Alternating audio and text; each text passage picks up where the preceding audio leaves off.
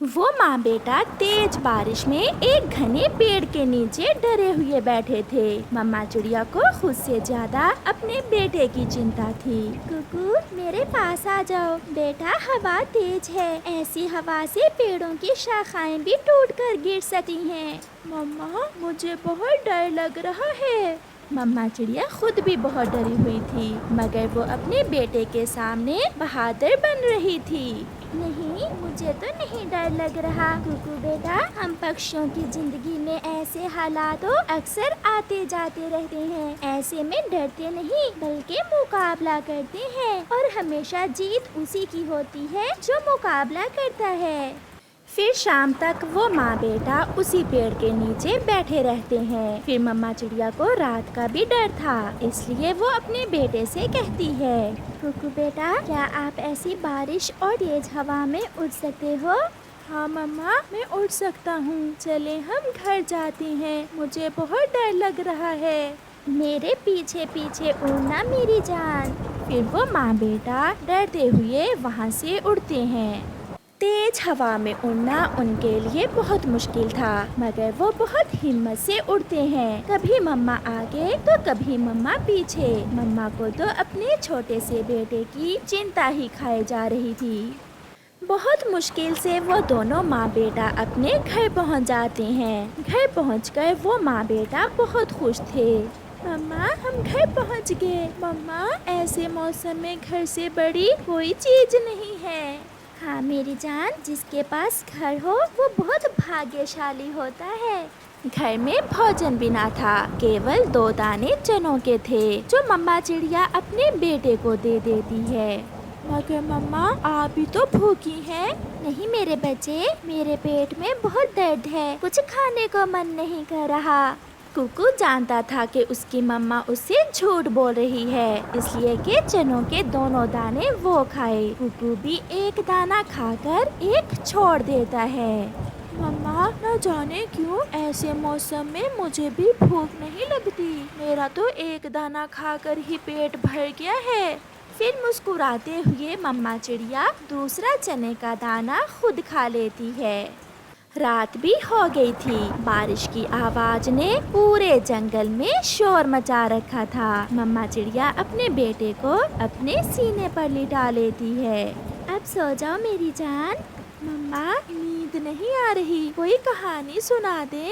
अच्छा मैं अपने बेटे को लोरी सुनाती हूँ, फिर मेरे बेटे को नींद आ जाएगी। सो जा सो जा सो जा सो जा मेरे राज दुलारे सो जा। मम्मा ऊपर से पानी गिर रहा है। फिर मम्मा चिड़िया का ध्यान जैसे ही अपने घर की छत की तरफ जाता है, छत से पानी लगातार टपक रहा था। मम्मा चिड़िया डर जाती है। कुकू बेटा उठें, आप दूसरी तरफ सो जाएं। हमारे घर की छत टपकने लगी है। मैंने अभी पिछले ही दिनों छत की मरम्मत तो की थी, ना जाने अब क्या हुआ है। फिर मम्मा चिड़िया अपने बेटे को एक कोने में बिठा देती है और खुद घर से बाहर अपनी छत देखने निकलती है। ये तो बड़ा छेद है, शायद यहाँ से कुछ पत्ते तेज हवा से उड़ गए हैं।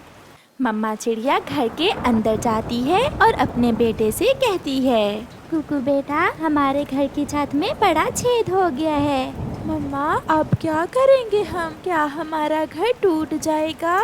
नहीं मेरे बच्चे, मम्मा है ना, मम्मा सब ठीक कर लेगी। आप यहाँ से इधर उधर न होना, मैं अभी जंगल से बड़े पत्ते लेकर आती हूँ और छत पर लगा देती हूँ। मगर मम्मा बाहर तो बारिश है, आप कैसे जाएंगी? कुकू बेटा अपने बच्चों को सुरक्षित रखने के लिए मम्मा पापा को सब करना होता है। आप मेरी चिंता ना करें, बस अपना ध्यान रखना मेरी जान।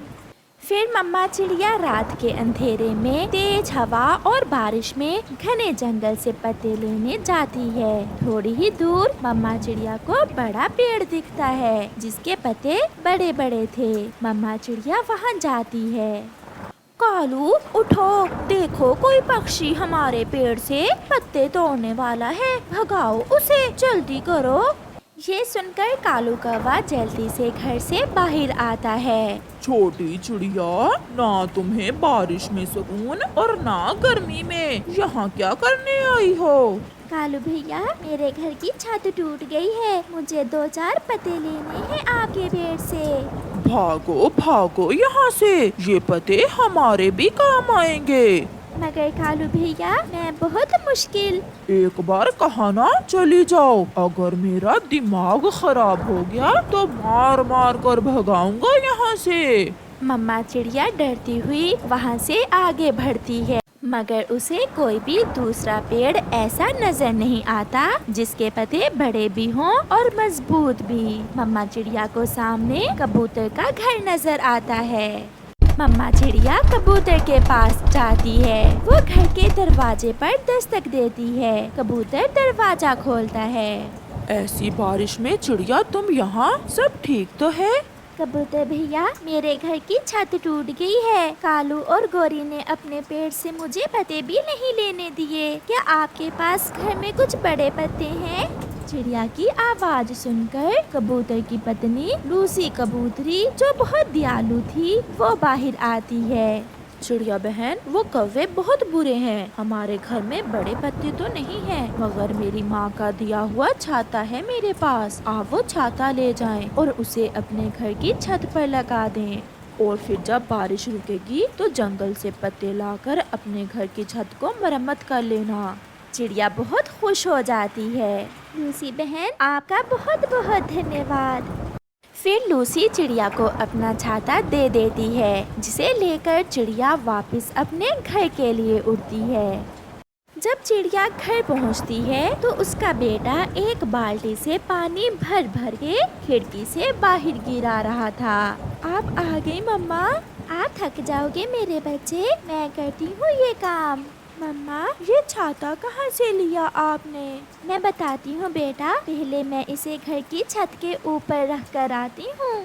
फिर मम्मा चिड़िया वो छाता छत के छेद के ऊपर रखकर रस्सी से बांध देती है और अपने घर के अंदर चली जाती है। मम्मा, पानी रुक गया। कुकू बहुत खुश था और मेरे बेटे ने भी सारा पानी बाहर निकाल दिया है। मम्मा, आप थक गई होंगी। कुकू मेरे बच्चे, जब से आप मेरी जिंदगी में आए हो, मैं थकती नहीं हूँ। मैं पहले से भी जवान हो गई हूँ। ये सुनकर कुकू हंसने लग जाता है और फिर वो माँ बेटा मीठी नींद सो जाते हैं।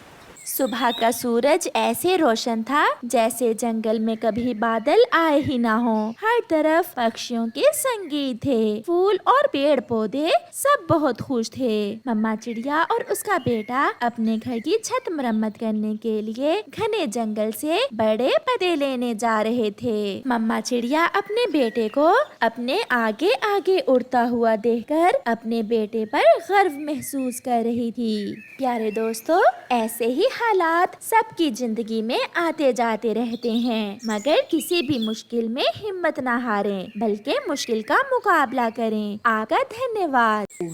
आज चिड़िया और उसका पति दोनों झरने पर गए थे। कल हम भी इकट्ठे झरने पर जाएंगे। मेरे पास समय नहीं है, मैंने कल जग्गू की चोंच साफ करनी है, इसलिए कल मैं जग्गू को साथ लेकर नदी पर जाऊंगी। मैं जब भी तुम्हें कहीं जाने का कहता हूँ, हर बार तुम्हारा कोई ना कोई बहाना होता है। ऐसे बातें करते करते वो दोनों सो जाते हैं।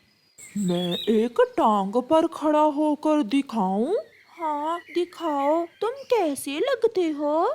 ऐसे ऐसे, मैं ऐसे भी कर सकता हूँ, और मैं उल्टी कलाबाजी भी लगा सकता हूँ। देखो देखो, मैं सब कर सकता हूँ। अब बस करो, हंस हंस कर मेरे पेट में दर्द होने लगा है। अच्छा बताओ, क्या तुम पीछे को उड़ सकते हो?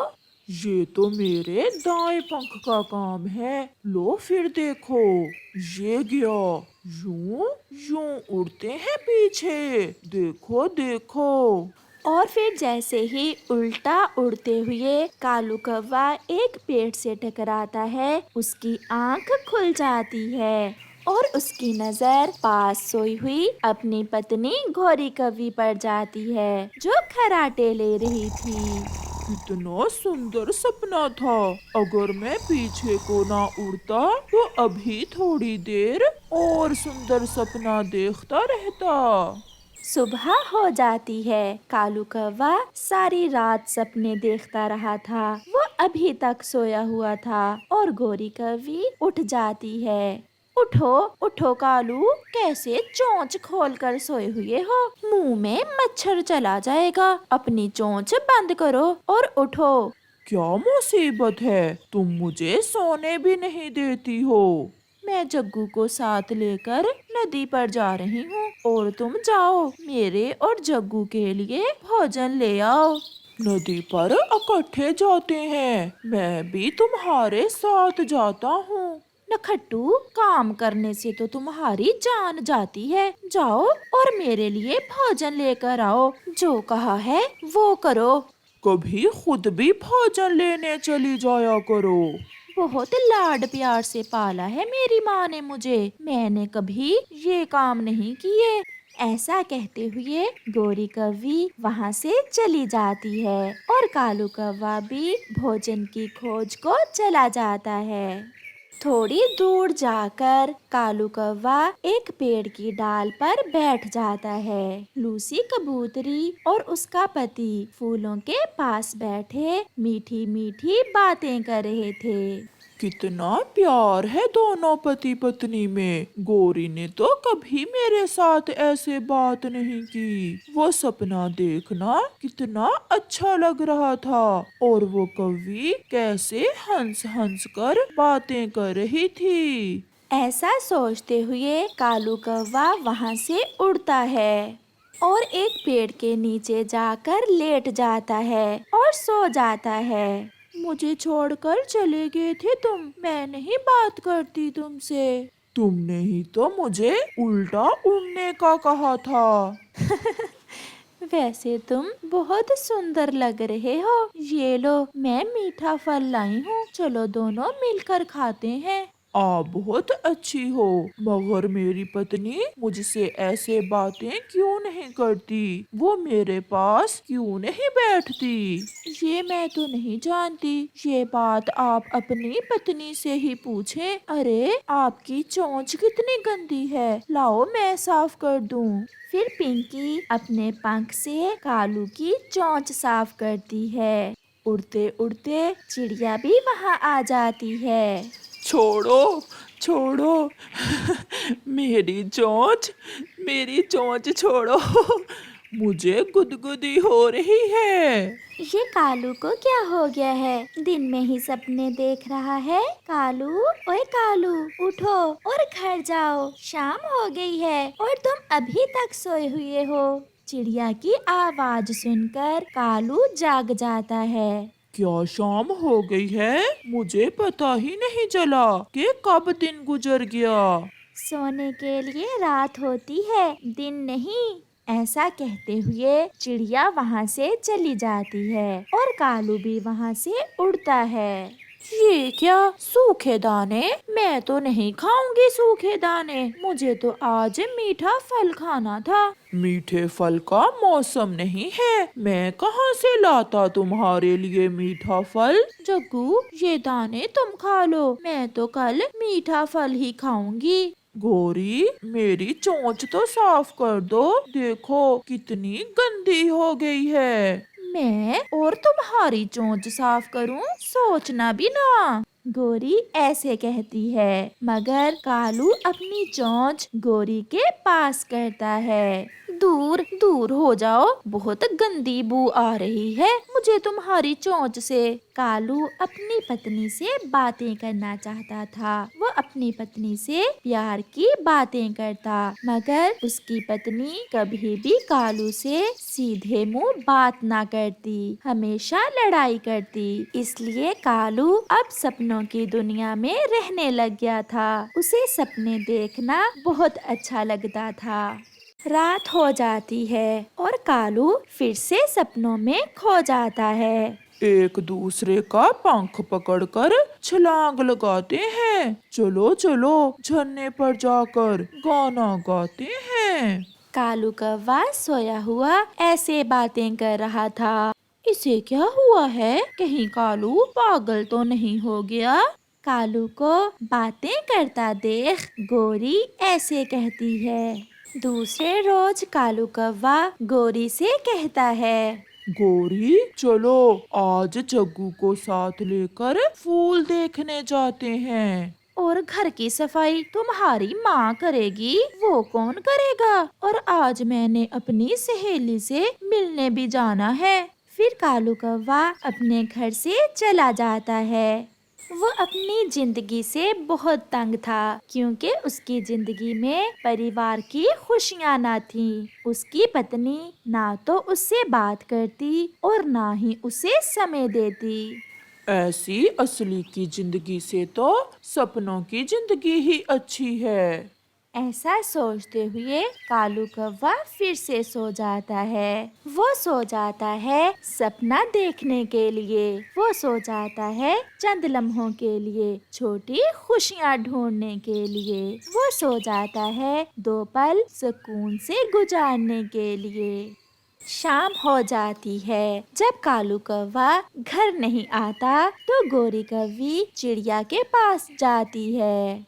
चिड़िया, कालू अभी तक नहीं आया, क्या उसे कहीं देखा है? कालू कुछ दिनों से बड़े पेड़ के नीचे जाकर सो जाता है और सपनों में बातें करता है। अच्छा, वो रात को भी ऐसा ही करता है। उसे क्या हो गया है? पहले तो कालू ऐसा ना करता था।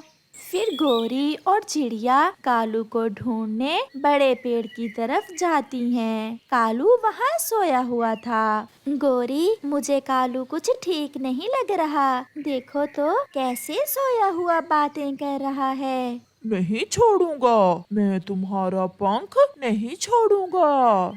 चिड़िया, कालू तो सच में पागल हो गया है। चलो इसे उल्लू वैजी के पास लेकर जाते हैं। कालू, उठो कालू, शाम हो गई है और कई दिन से तुम ना कोई काम करते हो और हर समय सोए ही रहते हो।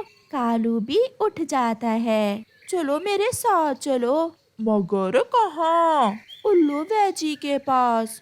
फिर गोरी और चिड़िया कालू को साथ लेकर उल्लू वैजी के पास जाती हैं और उसे जाकर सारी बात सुनाती हैं।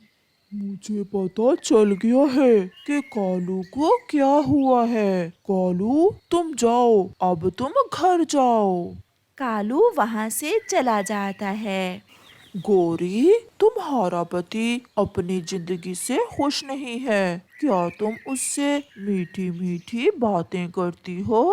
नहीं, मैंने कभी ऐसा नहीं किया। कभी अपने पति को साथ लेकर कहीं घूमने जाती हो? नहीं, मुझे तो समय ही नहीं मिलता। खुद को बदलो, इसमें दोष कालू का नहीं बल्कि तुम्हारा है। अगर तुमने खुद को नहीं बदला तो वो जो सपनों में देखता है वो सच में ढूंढने की कोशिश करेगा। वो दूसरी शादी कर लेगा। ये सुनकर गोरी को एहसास होता है कि सच में उसका व्यवहार अपने पति के साथ ठीक नहीं था। फिर उस दिन के बाद गोरी कौवी खुद को बदल लेती है और अपने पति से मीठी मीठी बातें करती है, उसे प्यार देती है, उसके साथ झरने पर जाती है। ऐसे कालू कौवा भी अपने परिवार की खुशियाँ पा लेता है और सपने देखना छोड़ देता है।